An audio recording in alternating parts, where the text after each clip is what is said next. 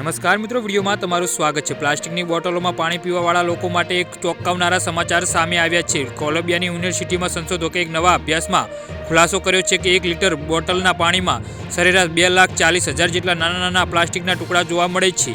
જી હા મિત્રો, અત્યારે હાલ મોટા સમાચાર સામે આવી રહ્યા છે। તો મિત્રો, સમાચારમાં વધુ વિગતવાર વાત કરીએ તો આ સંખ્યા અગાઉના અંદાજ કરતાં 10 થી 100 ઘણી વધુ છે, જે ચિંતાનું સૌથી મોટું કારણ છે। પ્લાસ્ટિકની બોટલોમાં પાણી પીવું સ્વાસ્થ્ય માટે નુકસાનકારક છે। આ પહેલાં કરવામાં આવેલ અભ્યાસો મુખ્યત્વે મોટા કદના માઇક્રો પ્લાસ્ટિક પર આધારિત હતા।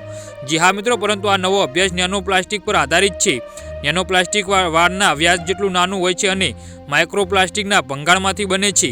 સંશોધકોનું કહેવું એવું છે કે તેમને તેમના અભ્યાસમાં પહેલા થયેલા અભ્યાસ કરતાં 2 થી 3 ગણા વધુ નેનો પ્લાસ્ટિક શોધ્યા છે।